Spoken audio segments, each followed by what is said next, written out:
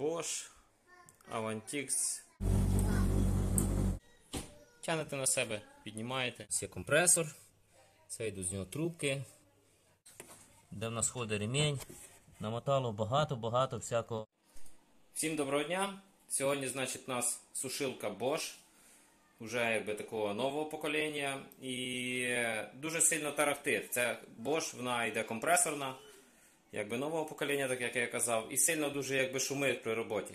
Значить, зараз будемо розбиратися, що не так.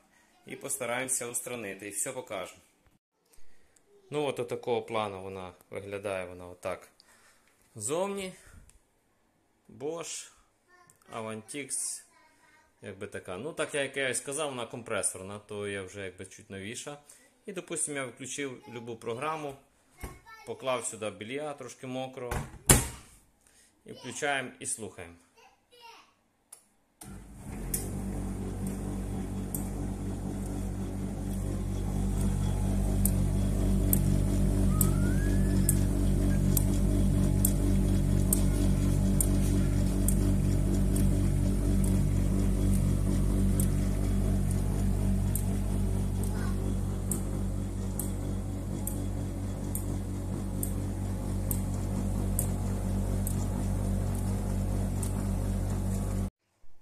Так, ну, що я зробив першим ділом? Першим ділом я, звісно, зняв цю кришечку. Тут вона так нехотя знімається, дуже вона не хотіла, там защолки.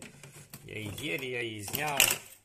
Деякі цілі, деякі трошки якби прийшлось чуть надломити. Але в ітогі це нічого не дало. Тому що в старих моделях тут можна щось почистити. Тут просто нічого навіть нема. І скривати її особо нема смисла. Тут просто йде забор воздуха звідси. І на цьому все закінчується. Тут ви нічого не зробите. Ну, так, далі я знімаю верхню кришку. Значить, в цій часті є шуруп, торкс на 20 і отут торкс на 20.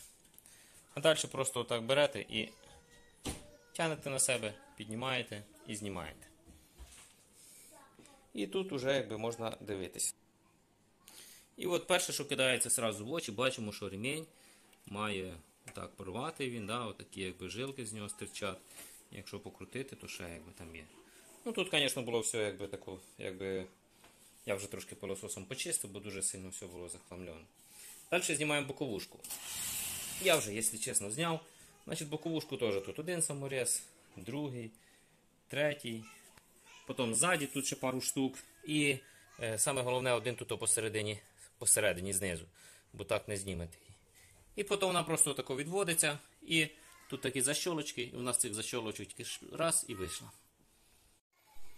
Далі отак вона представляє собою якби внутрі. Значить, бачимо, це у нас є компресор, це йдуть з нього трубки, одні холодні, другі гарячі. То є цей якби вентилятор, який нагнітає і охлаждає якби ці трубки. Так, і далі переміщаємося до самого двигателя, і ми бачимо, що отут от, де в нас ходить ремінь, намотало багато всякого обривків цього ремня. І тепер це все просто треба зняти і звідти для початку хоча б відірвати. Тобто нам треба це все звідси вийняти, почистити вал. Ну і понятно, що треба вже буде міняти ремінь. Міняти ремінь, і я думаю, що ще ролик. Ну, побачимо, зараз кинемо якби цю пружину натяжну. Не фокусує. Скинемо натяжну пружину. Тут її теж знімати не складно, ну просто що одною рукою я не можу скинути. Ні, скинув. Так. Да, о. І повністю освобождаємо ремінь. Все, ремінь у нас свободний. Можемо слухати, чи у нас ролик. На ролику теж присутні вже остатки всякої грязі. Не знаю, зараз має трохи люфт. Зараз розберусь та й розкажу. Так, значить, ну почистив я цей вал. Уже він повністю чистий. Ну, тако покрутив, якби мотор. Не гуде, тишина. Ну, ролик, щоб сказати, що сильно гудів, то не гудить.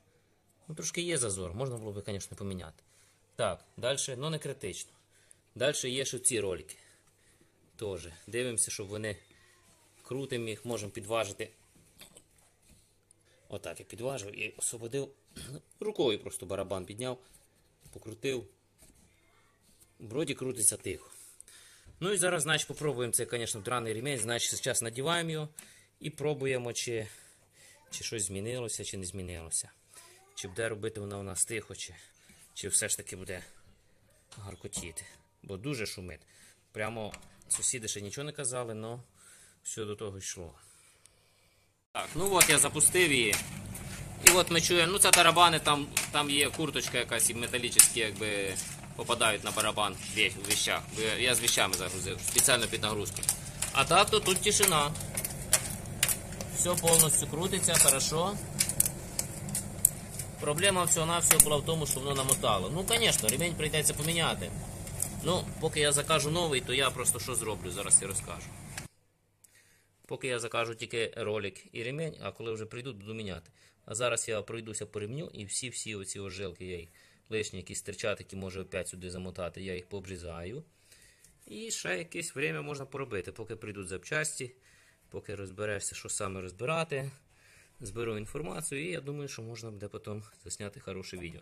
Ну, у всякому случаї це не смертельно, бо я думав, що тут вже якийсь або компресор поламався, або ще щось дорогостояще. Тут все треба замінити ремінь, ну і ролик.